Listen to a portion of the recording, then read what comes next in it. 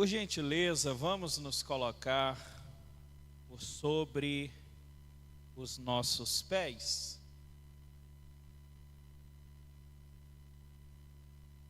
Eu convido você a abrir a sua Bíblia.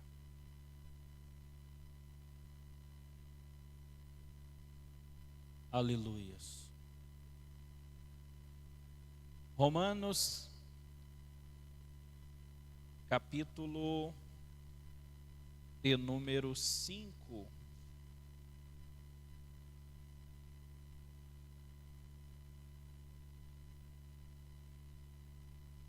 Romanos, capítulo de número 5,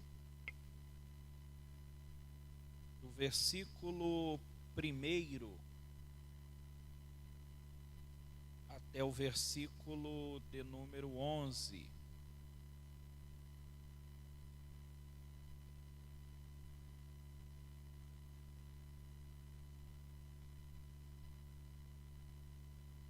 Glórias a Jesus.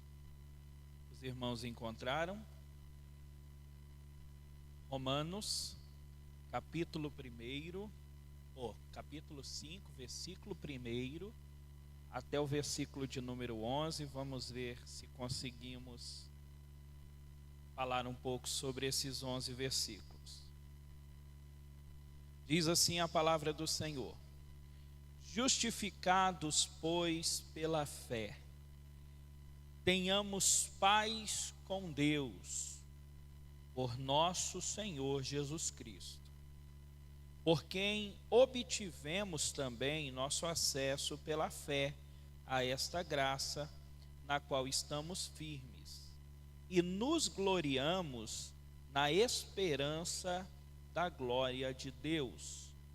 E não somente isso, mas também nos gloriamos nas tribulações, sabendo que a tribulação produz perseverança, e a perseverança, a experiência, e a experiência, a esperança.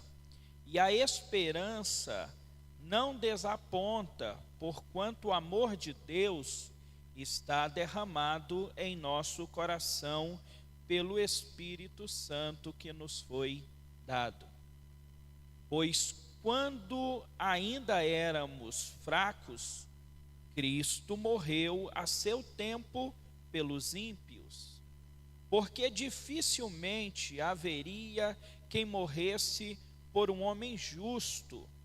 Mesmo assim, poderia ser que por um homem bondoso alguém ousasse morrer.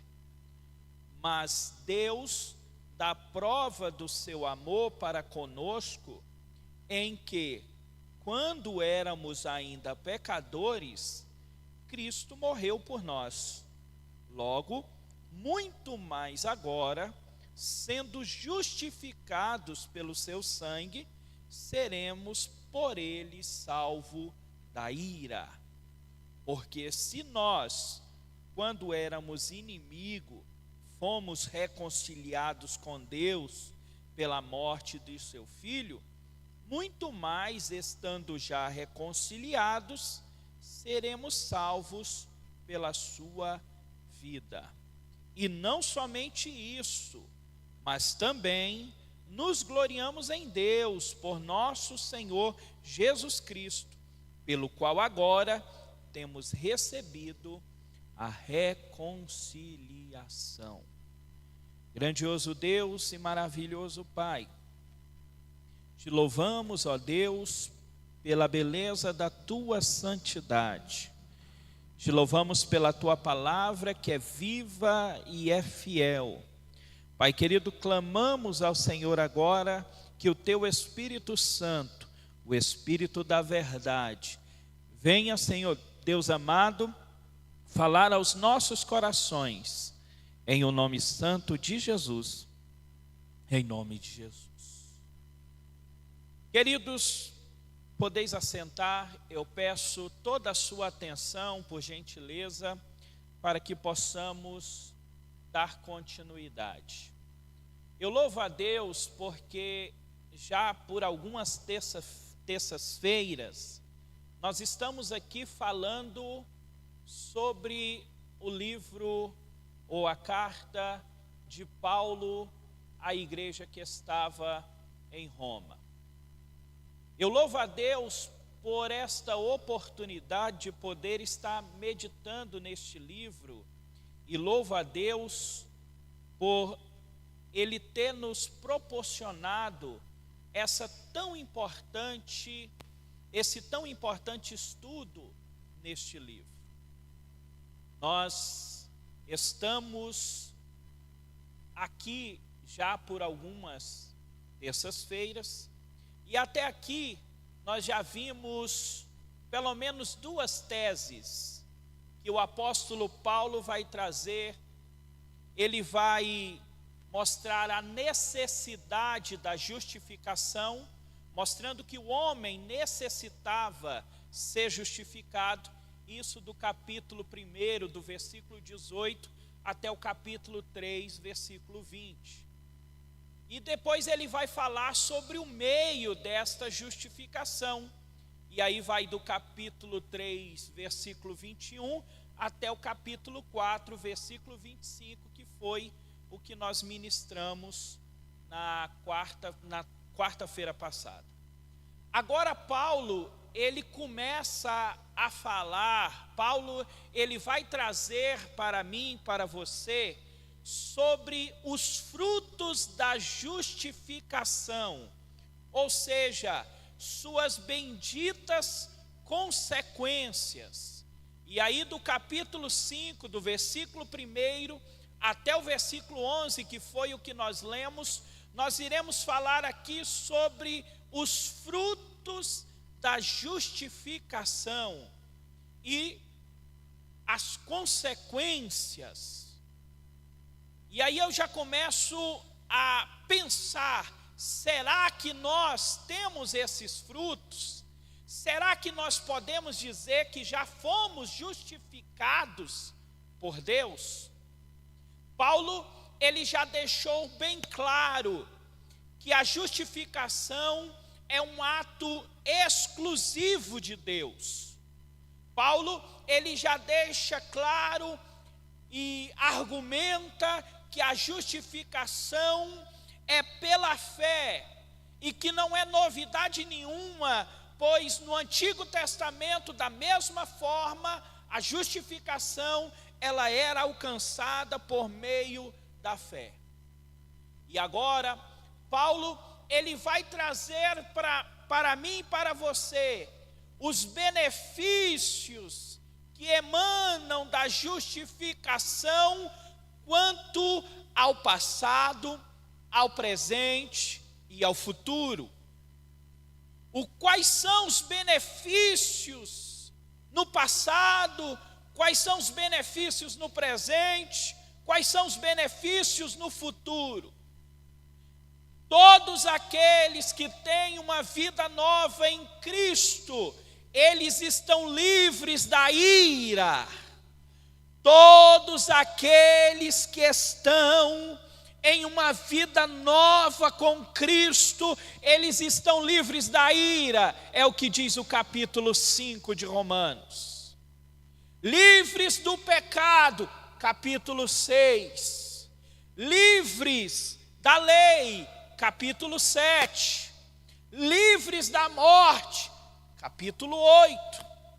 Então, no texto que nós lemos, que é do versículo 1 até o versículo de número 11, Paulo ele vai trazer aqui uma conclusão da doutrina da justificação, dizendo para mim, para você, olhando de uma forma escatológica, olhando em uma visão escatológica, que a justificação, ela não significa somente perdão, somente absorvição da culpa do pecado, mas também nos traz a esperança de vermos a glória de Deus, a esperança de nos encontrarmos com o Senhor e desfrutarmos pessoalmente da glória do Senhor, da salvação final, é o que nós aguardamos e nós esperamos. Mas para que você tenha uma visão geral do que nós já falamos e daquilo que nós ainda vamos falar, eu gostaria que você olhasse aqui rapidamente. Nós tínhamos alguns problemas que precisavam ser resolvidos. Primeiro problema, a culpa perante a lei de Deus. Segundo problema, a morte espiritual. Terceiro problema, a alienação de Deus. E o quarto problema é a escravidão do pecado. E como resolver esses problemas?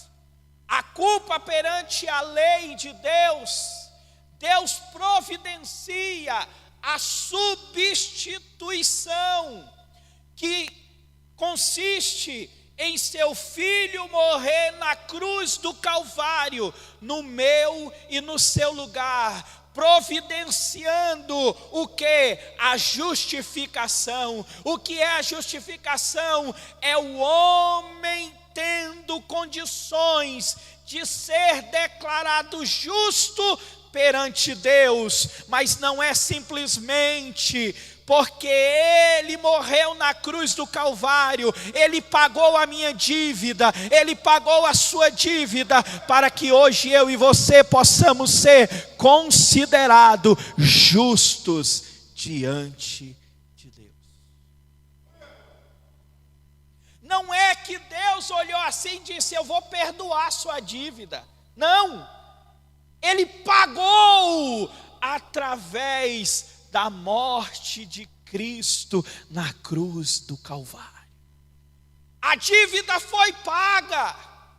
É por isso que quando Cristo está na cruz do Calvário, ele diz: está consumado, está concluído, está terminado, está pago. Agora você não deve mais nada, agora você é justo diante de Deus. Mas para isso, você precisa ser justificado por Deus, e isso é por meio da fé.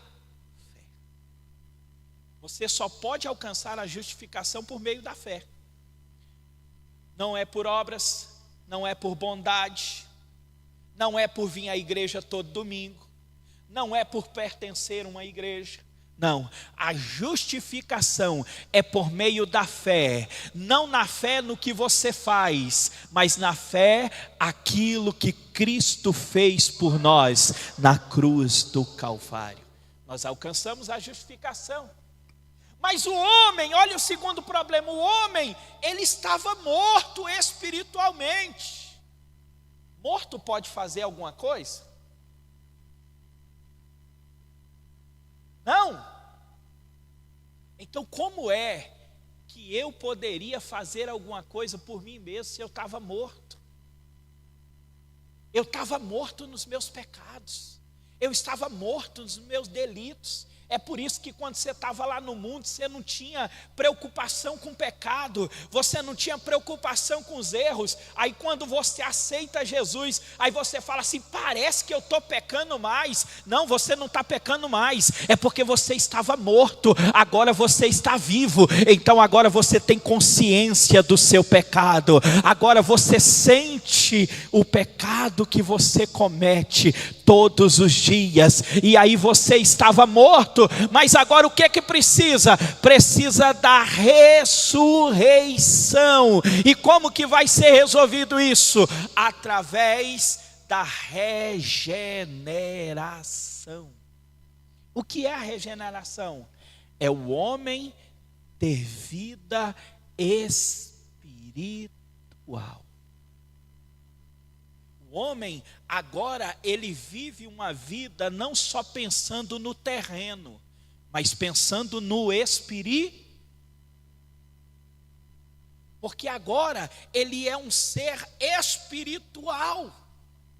Ele adora a Deus em espírito e na essência do espírito. Ele adora Ele em verdade. Mas qual era o terceiro problema? A alienação.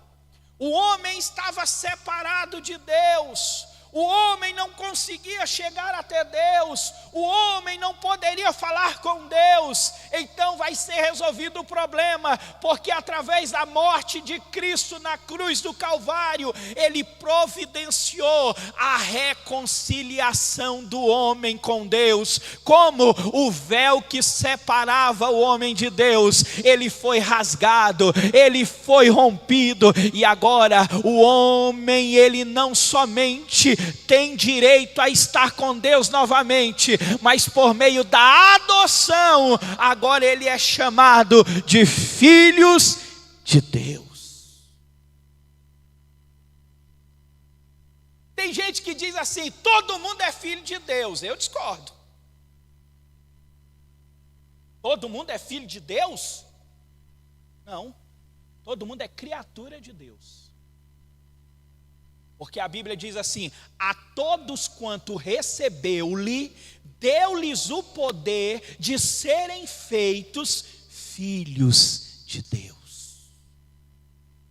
Nós somos filhos por adoção, nós fomos adotados, e agora nós não estamos mais na classe da ira, nós não estamos esperando o juízo, mas nós estamos esperando o dia que o nosso Pai irá nos chamar para poder morarmos juntamente com Ele, para todo sempre. Por meio da adoção, o homem é chamado filho de Deus.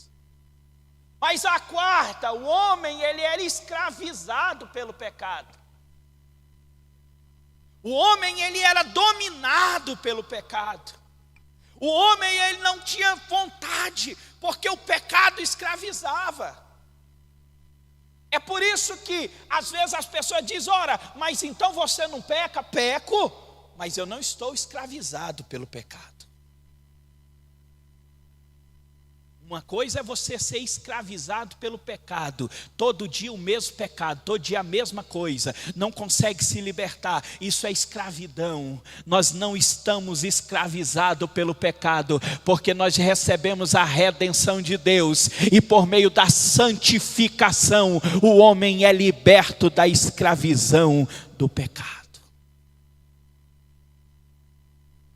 Então observe, versículo 1 que nós lemos: justificados, pois, pela fé, tenhamos paz com Deus, por nosso Senhor Jesus Cristo.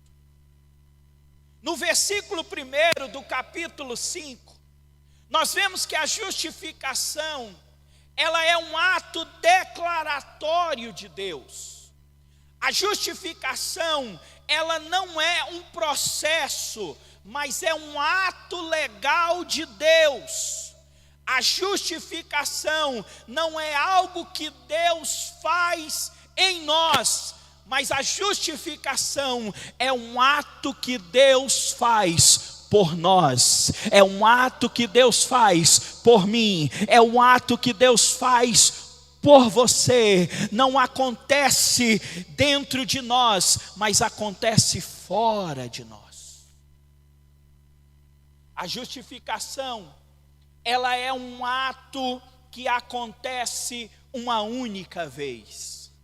Você não é justificado hoje, amanhã precisa ser justificado de novo, depois da manhã precisa ser justificado de novo. A justificação é um ato que acontece uma só vez. Não há graus de justificação. Eu estou justificado, mas não todo. Eu estou um pouco justificado. Eu fui justificado em uma área, mas na outra eu ainda não fui. Não, a justificação, ela não tem grau. A justificação, ela é instantânea. A justificação, ela é completa. A justificação, ela é final. O homem é justificado completamente ou não é justificado. Ou você foi ou você não foi justificado. Não tem como ser justificado pela metade. E ainda no versículo 1 nós vamos ver que a justificação é recebida por meio da fé. Não é que a base da justificação é na fé. Não, a base da justificação é por meio da fé. Porque nós recebemos a justificação porque nós temos fé naquilo que Cristo fez por nós na cruz do Calvário. É essa fé. A fé, ela é a causa instrumental e não a causa meritória da justificação. A justificação, ela é exclusivamente por mérito de Cristo. A justificação, ela não tem mérito nenhum meu. A justificação não tem mérito nenhum seu. Não é porque eu prego, não é porque eu vou à igreja, não é porque eu canto, não é porque eu evangelizo, não é porque eu faço isso, não é porque eu faço aquilo, não. A justificação é por meio de Cristo Jesus. Nós somos justificados, não por meio das minhas obras, mas é por meio da obra que Cristo fez na cruz do Calvário. Se fosse por mérito humano, nenhum de nós alcançaríamos. A morte expiatória de Cristo na cruz do Calvário é a causa, é o fundamento da justificação. Enquanto a fé é a sua instrumentalidade. Entenda bem isso. Depois de ser lançado essas bases, agora nós vamos observar sobre as bênçãos da doutrina da justificação, porque aqui nós temos pelo menos 7 frutos que é falado daqui em diante. E a primeira está ainda no versículo 1. Diz assim, acompanhe por favor: justificados, pois, pela fé, tenhamos o quê? Tenhamos o quê? Paz com quem? Paz com Deus. Paz com Deus é algo que está ligado ao passado. Trata-se de algo que já aconteceu. Não é, se você está com sua Bíblia aberta aí, olha aí para mim, é paz de Deus ou é a paz com Deus? Não é a paz de Deus, não? Tendo sido, pois, justificado pela fé, temos paz com Deus. Não é tenhamos paz de Deus.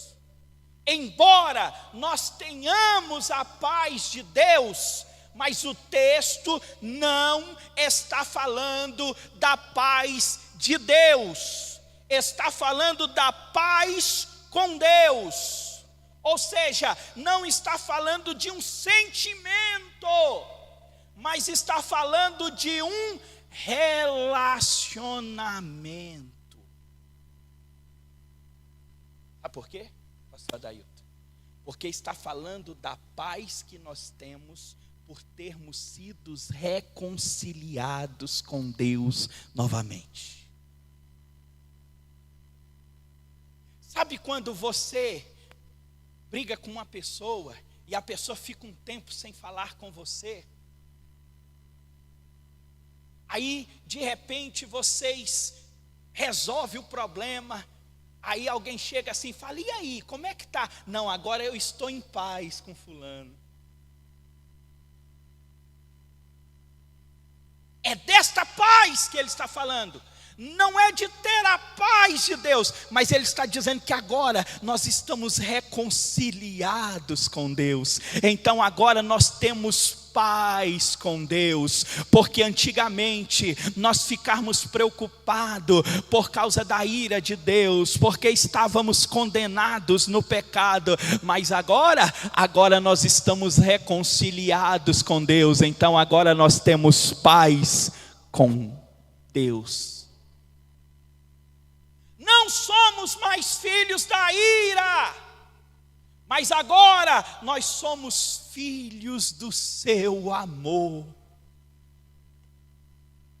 Outrora você era filho da ira de Deus, mas agora você é filho do amor de Deus. A paz com Deus, ela fala de relacionamento para com Ele, expressa o perdão, a aceitação de Deus para estarmos com Ele novamente. Nós agora temos amizade e não inimizade. Nós agora não estamos debaixo da condenação, mas agora estamos a gozar da plena e da gloriosa presença do nosso Deus novamente, porque recebemos o seu perdão.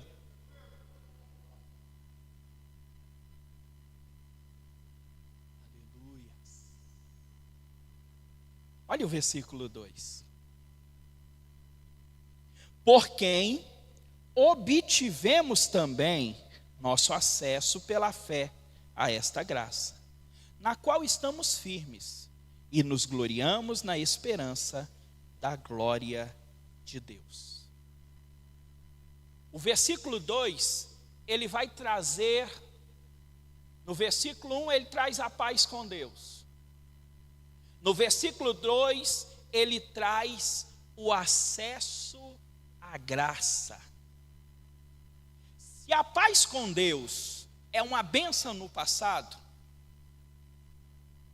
o ato da justificação nos traz o acesso à graça, em um ato no presente. Nós estamos vivendo a graça de Deus. Nós estamos aqui por causa da graça de Deus. Nós estamos abençoados continuamente por causa da graça de Deus.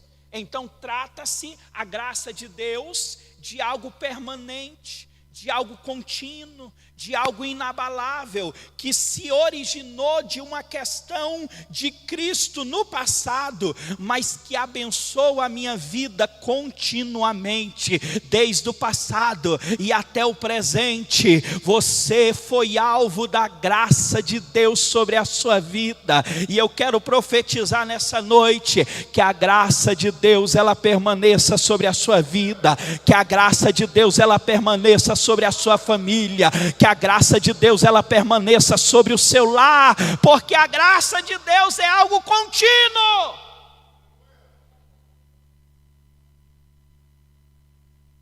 Observe, os judeus, eles eram separados de Deus pelo véu.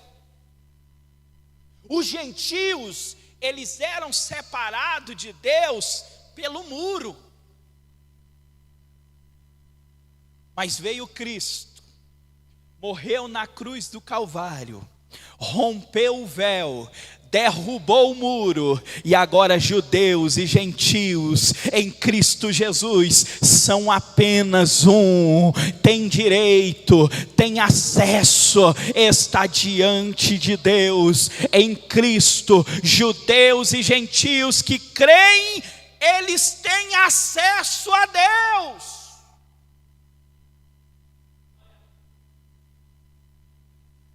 Aí nós temos a palavra grega, prosagoge, que significa acesso. E esse acesso, irmão Alfredo, ele tem um triplo significado que nós precisamos observar. O primeiro significado que tem aí é de alguém sendo levado à presença da realeza. Porque quando Cristo morre na cruz do Calvário, aqueles que creem nele, é como se ele pegasse na sua mão e eu vou te introduzir agora diante do Pai.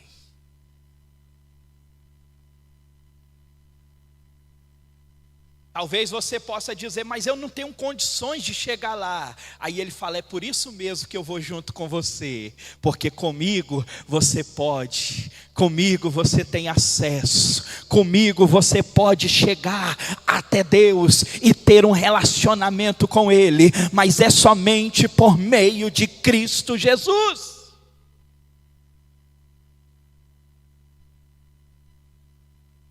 Jesus, Ele me introduziu, Jesus, Ele te introduziu na presença de Deus. Jesus, Ele abre as portas da presença do Rei. O palácio aqui seria como eu e você sermos admitidos no céu. A porta de entrada, logicamente, é Cristo. E o único passaporte para poder chegar lá, sabe qual é? É a fé. O único passaporte para entrar lá é a fé. Não importa a sua aparência, não importa. O que importa é se você crer no sacrifício de Cristo na cruz do Calvário. Se você crer no sacrifício dele na cruz do Calvário, ele é a porta que se abre para poder te introduzir à presença de Deus. Então, o crente que foi justificado, ele desfruta de uma bênção grandiosa. Não é uma simples aproximação de Deus, ou uma audiência ocasional de vez em quando, não. Ele tem o privilégio de viver diante do trono de Deus.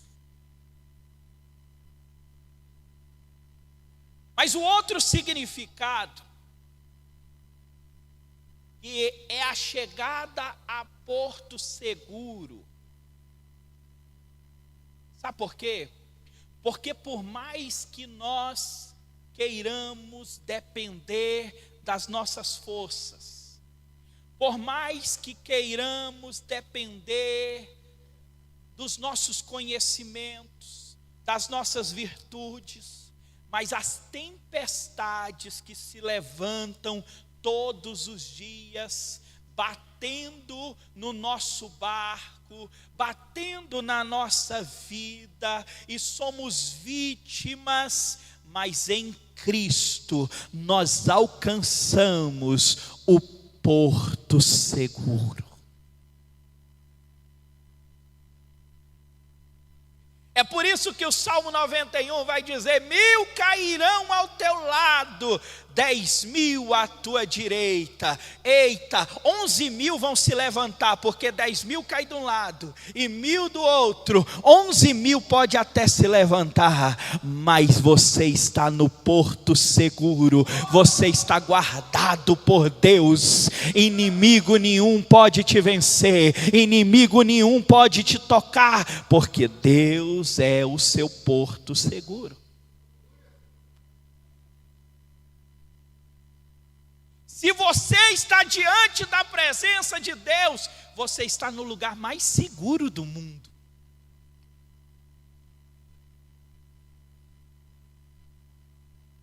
Mas ainda no versículo 2, mostra-nos da expectativa da glória. Se a paz ela tem a ver com o passado, se o acesso à graça tem a ver com o presente, a expectativa da glória nos fala do futuro. Quem foi justificado, ele não teme o futuro.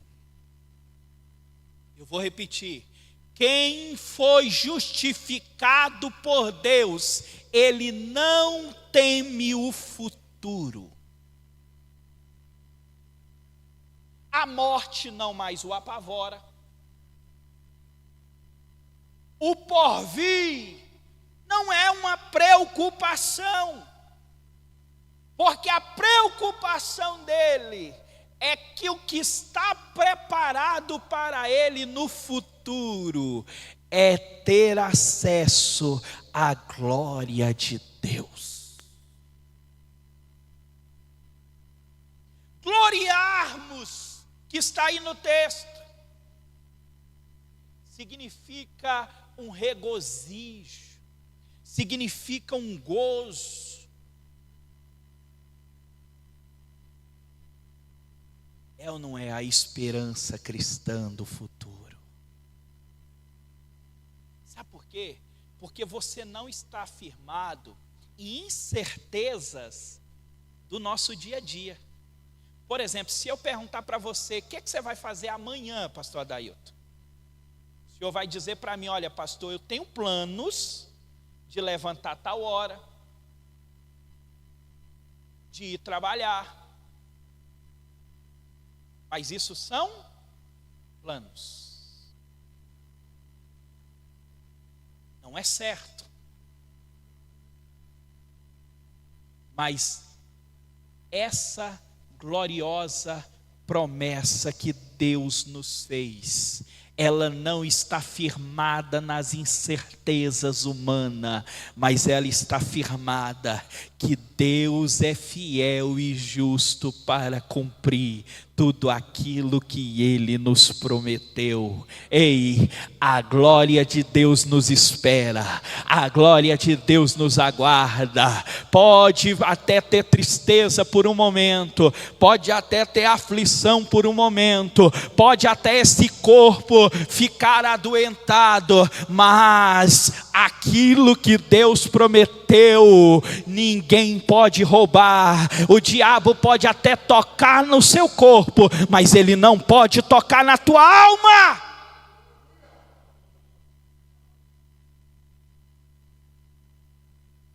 Porto seguro.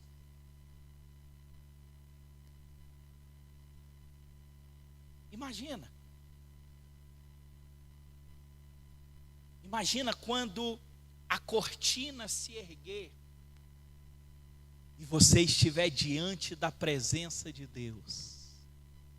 Aquela glória, a glória de Deus sendo desvendada para mim e para você. Já parou para pensar, pastor Adailton, naquele dia? Quando nós chegarmos lá, quando nós dermos tchau para este mundo e nos encontrarmos com o Senhor. Paulo, mesmo no acaso da vida, quando estava em uma masmorra, quando estava sendo levado para a morte, sabia que não iria sair daquela cadeia com vida. Paulo ele vai escrever em 2 Timóteo capítulo 4, versículo 6 a versículo 8. A hora da minha partida é chegada. Combati um bom combate, acabei a carreira, guardei a fé. E agora, o reto juiz me dará a coroa da justiça. Tem alguém aí aguardando a coroa da justiça? Porque Paulo vai dizer que é não somente para ele, mas para todos aqueles que aguardarem a sua vinda sendo fiéis a ele.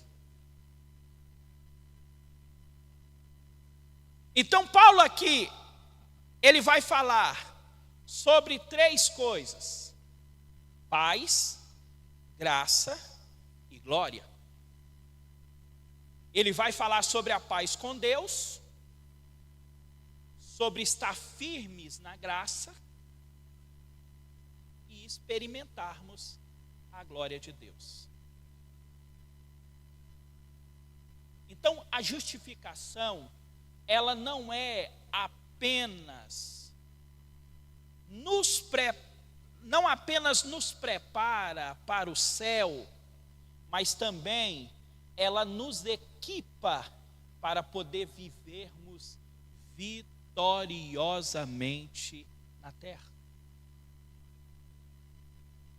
Paulo, ele não está tratando de algo apenas do futuro, mas Paulo, ele está tratando de algo que nos capacita para que possamos viver dia após dia, de fé em fé, de vitória em vitória, mesmo em meio às tensões da vida. Veja o versículo 3. E não somente isto, mas também nos gloriamos nas tribulações, sabendo que a tribulação produz o quê? Produz o quê? Perseverança.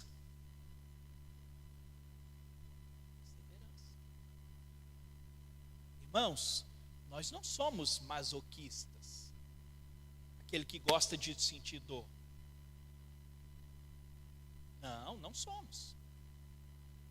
Mas nós não podemos romantizar a vida. Porque a palavra do Senhor diz: olha, no mundo tereis aflições, mas tende bom ânimo.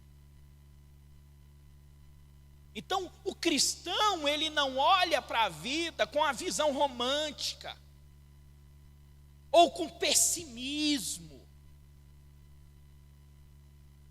Mas o cristão, ele não nega a existência da dor, ele não nega a existência do sofrimento. Mas só que tem uma coisa: o cristão, ele não murmura. O cristão, ele não se volta contra Deus por causa do sofrimento. Sabe por quê? Porque o cristão aprendeu, ou deveria ter aprendido, que as tribulações que Deus permite sobre a minha vida e sobre a sua vida, ela é pedagógica, ela tem algo para ensinar para mim e para você. Quer que eu te conte um segredo? Quer que a tribulação acabe? Pergunta logo para Deus: Deus, qual é o ensinamento? Deixa eu aprender logo, porque quanto mais rápido você aprender, mais rápido a prova vai embora. Quanto mais você demorar para aprender, mais a prova vai ficar.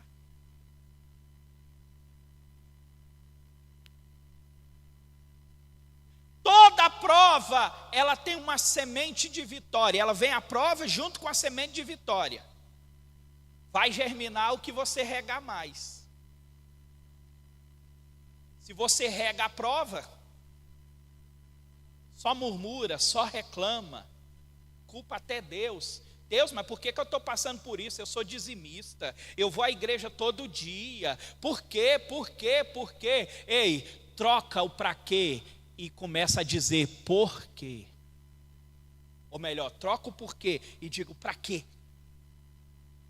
Para quê? Qual é o propósito? Qual é o propósito, Isaac? Quando você descobrir qual é o propósito de Deus, aí a tribulação, ela produz murmuração? Não, ela produz glórias a Deus. É por isso que às vezes a gente não consegue entender os hinos que diz, questiona ou adora, e a gente canta, mas não consegue fazer. Como? Por que eu canto, questiona ou adora? Lindo, bonito, mas na hora da prova, na hora da dificuldade, eu não consigo vivenciar isso. Sabe por quê? É porque você está procurando o porquê da situação. Busque o para quê, e aí você vai entender como é fácil adorar a Deus em meio à tribulação, adorar a Deus em meio à prova, adorar a Deus em meio à dificuldade. O cristão, ele não crê em acaso. Vou repetir, o cristão, ele não crê em acaso. O cristão, ele não crê em coincidência. Ele pode até mudar, Jesuscidência, mas coincidência não.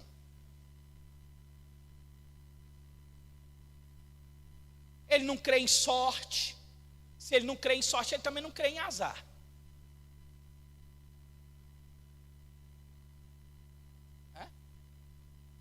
Não crê em sorte, também não crê em azar.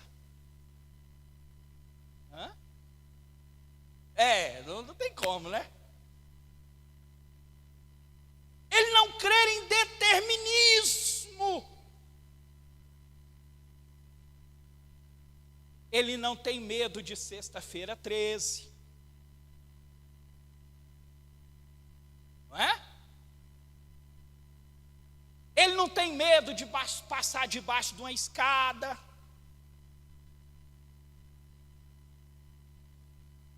Sabe por quê?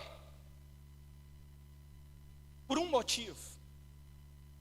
É porque o cristão que foi justificado por Deus, ele sabe que não cai um fio de cabelo da sua cabeça. Nenhum fio de cabelo pode ser tocado na sua cabeça sem que Deus saiba, sem que Deus permita e sem que Deus tenha um propósito.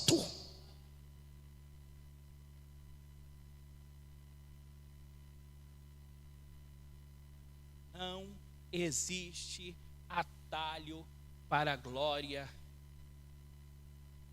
Só existe um caminho. É a cruz. É a cruz. Quando Jesus disse assim: quem quiser vir após mim, negue-se a si mesmo. Tome uma caixa de bombom e siga-me. Foi não? Quem quiser vir após mim, tome o buquê de rosas e siga-me. Foi? Quem quiser vir após mim, negue-se a si mesmo e tome a sua cruz. Tome o mazã, que é peso, e siga-me. Cruz fala de renúncia. Cruz fala de sofrimento. Cruz fala de morte. Mas cruz também fala de redenção. Cruz fala de ressurreição. Cruz fala de perdão. Cruz fala de vida eterna.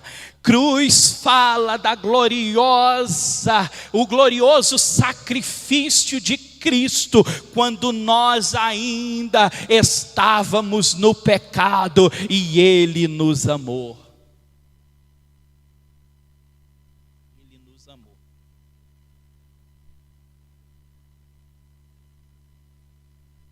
Então, este gloriar-se na tribulação é um fruto da fé. Vou repetir. Gloriar-se na tribulação não é algo que todo mundo tem, é fruto da fé. Não é natural. Ou você nunca viu alguém na tribulação, ou melhor, grande parte da humanidade, na tribulação ele faz o quê? Ele murmura. Contra quem? contra Deus. Em alguns casos até amaldiçoa.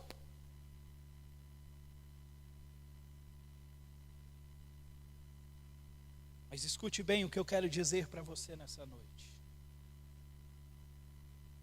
Mesmo vivendo em um mundo hostil,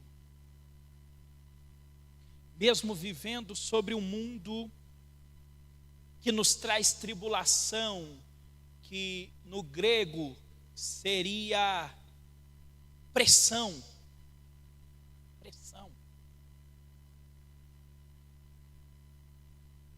A vida cristã,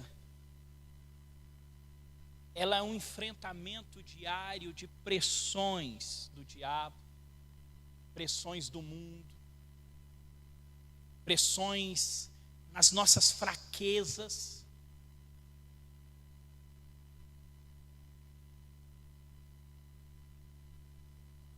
E quando Jesus ele deixa claro que nós teríamos essas aflições, nós teríamos essas pressões, Paulo vai dizer que por meio ou através destas tribulações nos importa entrar no reino de Deus.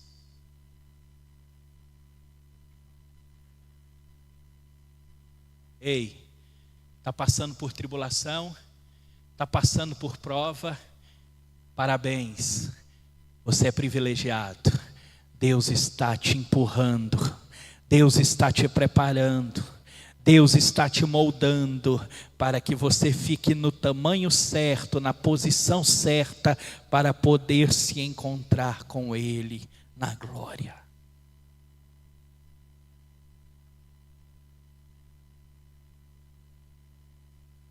Mas agora já no latim, seria tribulum, que seria, o tribulum seria um pedaço de madeira com pregos de metal, e ele era usado para poder debulhar o cereal. Quando passava ele, separava a palha. Quando eu e você estamos na tribulação, quando Deus permite que eu e você estejamos na tribulação, Ele está separando a palha. Ele está buscando o melhor de você, para poder te usar para a honra e glória do nome dEle.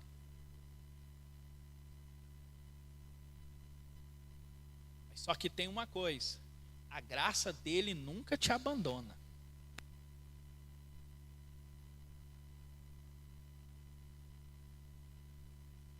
Porque como eu disse, a tribulação ela é pedagógica.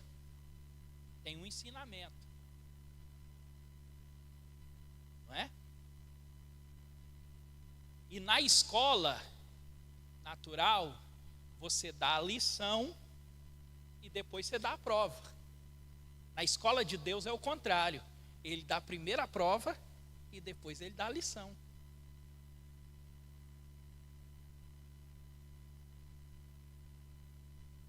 Não é? Só que tem uma coisa. Na maioria das vezes, na hora da tribulação, Deus fica em silêncio. E eu não sei o que é pior, se é Deus corrigir ou é Ele ficar em silêncio. Eu não sei o que é pior, se é Ele chegar e dar aquela palavra, pá, ou é Ele ficar em silêncio. Eu não sei o que é pior. Mas só que tem uma coisa, Deus fica em silêncio, porque quando chega o dia da prova, você já viu o professor falar alguma coisa dentro da sala? Quando a prova é entregue, você fala, professor, como é que... Não, esqueci, agora eu só lembro depois da prova. Agora eu não lembro de mais nada. Fique em silêncio. Só que tem uma coisa também. O professor, no dia da prova, ele fica em silêncio, mas ele não sai da sala de aula. Deus pode até estar em silêncio, mas Ele não te abandona. Ele está lá junto com você na prova. Se coloque de pé, por gentileza.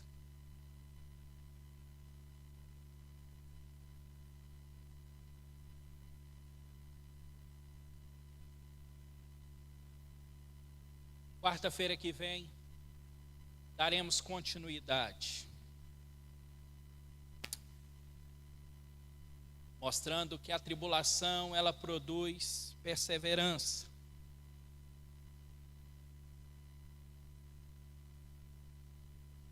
Mas eu gostaria de pedir, por gentileza, se você puder, curve a sua cabeça, eu quero orar por você. Nós estamos vivendo dias onde temos sido atacados em todas as áreas, atacado presencialmente, atacado na mente. Em todos os lugares que nós adentramos, o inimigo tem se aproveitado para tentar desestabilizar a nossa fé. Mas eu vim aqui nessa noite para dizer para você que o nosso Deus, Ele não mudou, Ele continua sendo o mesmo. E que Ele tem cuidado de cada um de nós nos mínimos detalhes. Ele tem visto o teu sofrimento, Ele tem visto a tua aflição. E Ele manda dizer para você que Ele está juntinho de você. Ele ainda não pode agir, porque ainda precisa ser trabalhado, ainda precisa ser concluído, mas que Ele está com você nessa noite, e que Ele renova as suas forças nesta noite. Soberano Deus e maravilhoso Pai, no nome de Jesus. Pai querido, aqui está os teus filhos, Senhor Deus amado. Eu venho pedir ao Senhor que nesta noite o Senhor revista os teus filhos da tua autoridade, do teu poder, da tua graça, da tua misericórdia. Pai querido, nós sabemos, Senhor Deus amado, que no mundo teremos aflições. Pai querido, mas sabemos também que o Senhor está conosco todos os dias até a consumação dos séculos. Por isso eu te peço, Senhor, renova o meu irmão, renova a minha irmã nesta noite. Deus querido, derrama o teu bálsamo sobre este coração, refrigera esta alma, Senhor Deus amado, porque o Senhor é Deus, o Senhor é fiel, o Senhor está cuidando de tudo, meu Deus. Então neste momento mostra para ele, mostra para ela, Senhor Deus amado, o teu cuidado, o teu trabalho, o teu agir, Senhor Deus amado, de forma poderosa, de forma grandiosa. O Senhor entra com providência, trabalha, Senhor Deus amado, mesmo no silêncio, o teu filho irá sentir e compreender que as tuas mãos estão estendidas, cuidando de cada um deles. Pai, nós te louvamos, em nome de Jesus, em nome de Jesus.